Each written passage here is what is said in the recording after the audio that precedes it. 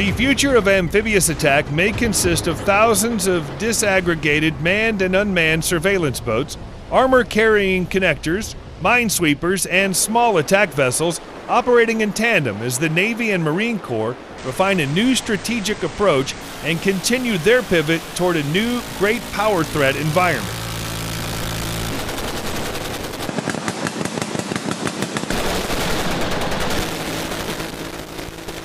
The concept is to configure a dispersed yet networked fleet of next-generation connectors and other similar boats launched from big-deck amphibious motherships. The larger host ships are intended to operate in a command and control capacity while bringing sensors, long-range fires, and fifth-generation air support to the fight. We envision fleets of smaller, multi-mission vessels operating with surface warfare leadership. People talk about a 355-ship Navy. How about a 35,000-ship Navy? Major General David Kaufman, Director of Naval Expeditionary Warfare, told an audience at the Surface Naval Association Symposium. Kaufman explained it as a family of combatant craft, manned and unmanned, integrated in a distributed maritime operation. Since potential adversaries now have longer-range weapons, better sensors, targeting technologies, and computers with faster processing speeds, amphibious forces approaching the shore may need to disperse in order to make it harder for enemy forces to target them.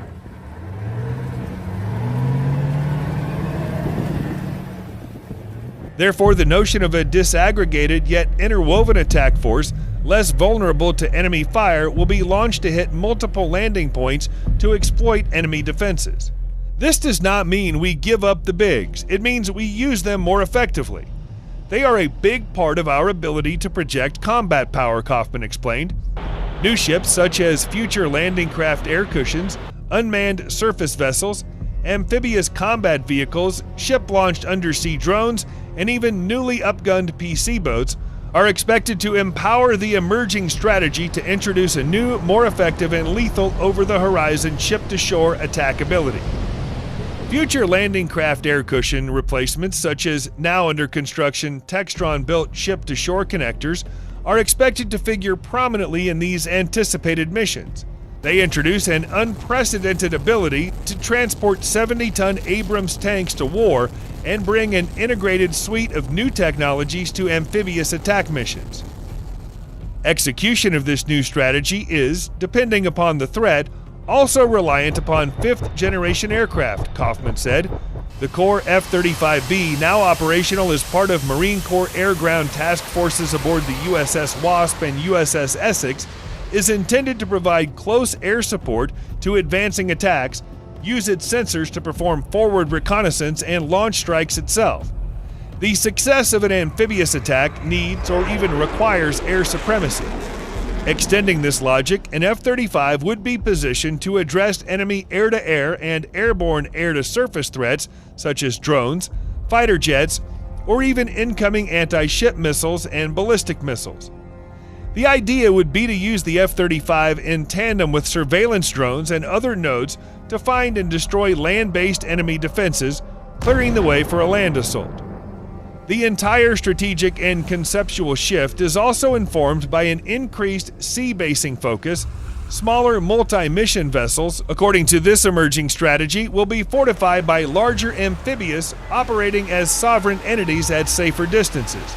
Kaufman said these ships would operate as seaports, hospitals, logistics warehouses, and sea bases for maneuver forces.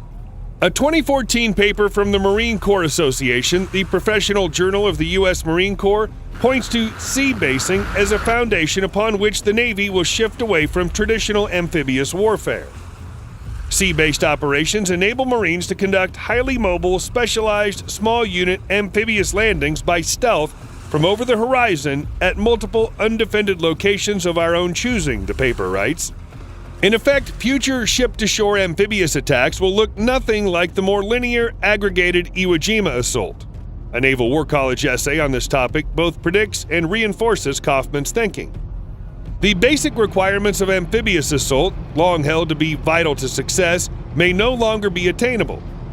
Unlike the Pacific landings of World War II, amphibious objective areas could prove impossible to isolate, the paper called Blitzkrieg from the Sea Maneuver Warfare and Amphibious Operations states, "The essay, written in the 1980s during the height of the Cold War, seems to anticipate future threats from major power adversaries. Interestingly, drawing from some elements of a Cold War mentality, the essay foreshadows current great power competition strategy for the Navy as it transitions from more than a decade of counterinsurgency to a new threat environment. In fact, when discussing its now underway distributed lethality strategy, Navy leaders often refer to this need to return its focus upon heavily fortified littoral defenses and open blue water warfare against a near-peer adversary as having some roots in the Cold War era." The Naval War College essay also seems to anticipate modern thinking in that it cites landing craft air cushions as fundamental to amphibious warfare, writing that hovercrafts can land at several points along an enemy coastline, seeking out enemy weaknesses and shifting forces.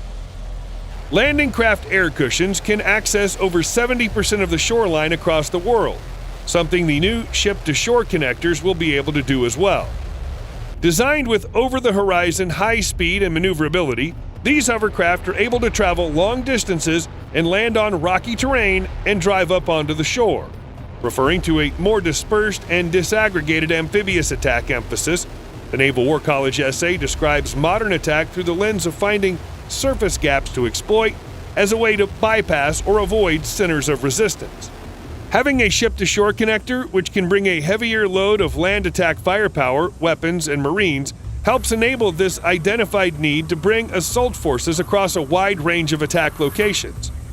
None of this, while intended to destroy technologically sophisticated enemies, removes major risks. Russian and Chinese weapons, including emerging fifth-generation fighters, DF-26 anti-ship missiles claim to reach 900 miles, and rapidly emerging weapons such as drones, lasers, and railguns are a variety of systems of concern. New amphibious attack platforms. The effort to integrate large numbers of multi-mission smaller craft naturally hinges upon the continued development of vessels enabled by newer advanced technologies. Textron's upgraded ship-to-shore craft includes lighter-weight composite materials, increased payload capacity, modernized engines, and computer-automated controls. Also, Ship-to-Shore Connector's new Rolls-Royce engines have more horsepower and specialized aluminum to help control corrosion.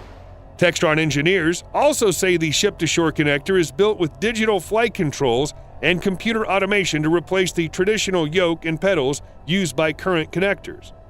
As a result, onboard computers will quickly calculate relevant details such as wind speed and navigational information, according to Textron information.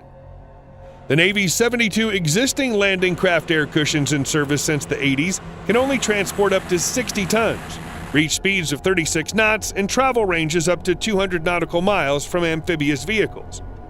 The first several ship-to-shore connectors, which have been built and launched on the water, bring a new level of computer networking, combat power transport technology, and emerging elements of advanced maritime propulsion systems. The new ship-to-shore connectors have also moved to a lower frequency for ship electronics, moving from 400 Hz down to 60 Hz in order to better synchronize ship systems with Navy common standards. Along with these properties, the new craft uses hardware footprint-reducing advances to lower the number of gearboxes from 8 to 2. As part of this overall attack apparatus, the Corps is preparing to deploy new BAE-built amphibious combat vehicles by this year. By integrating a new, more powerful engine, large weapons, and digitized command, control, communications, computers, intelligence, surveillance, and reconnaissance, or C4ISR system, the amphibious combat vehicle is expected to bring new mechanized firepower to amphibious assaults when compared to the existing amphibious assault vehicle. BAE Systems is now beginning low-rate initial production as part of a Marine Corps plan to build hundreds of the new vehicles. Unlike existing tracked assault amphibious vehicles, amphibious combat vehicles are 8-wheeled vehicles engineered for greater speed, maneuverability, and survivability. By removing the need for torsion bars, a wheeled vehicle such as the assault amphibious vehicle can build a V-shaped hull for additional protection. BAE Systems developers say the Marine Corps went from tracked to wheeled because of advances in automotive technology, said John Swift, Director of Amphibious Warfare. These vehicles, if upgraded with advanced artificial intelligence-enabled networking and computer technologies, could help identify threats, protect ship-to-shore connectors, and of course bring needed firepower to amphibious landings. BAE Systems and the Corps are now preparing to fire weapons at the new vehicle until the live fire attacks achieve total destruction as a way to prepare the vehicle for combat, Swift said. Mine threat. Kaufman also explained that he envisions unmanned yet networked landing craft air cushions as something which, among other things, can limit risk to Marines from a range of enemy attacks such as deep water mines. We have significant gaps in our capability to defeat 100,000 Russian and Chinese mines, which will not be laid in shallow water, Kaufman said. When accompanied by a fleet of small attack and reconnaissance vessels, ship-to-shore connectors will operate with more protection from mines and other enemy threats. While this emerging Navy strategy is, of course, intended to implement a far more effective attack strategy, it's also, by design, intended to save more lives when launching dangerous assaults into heavily defended enemy areas. Amphibious landings are marked by extremely high costs and heavy casualties and are considered among the riskiest and least desirable operations to conduct, the Marine Corps Association SA maintains.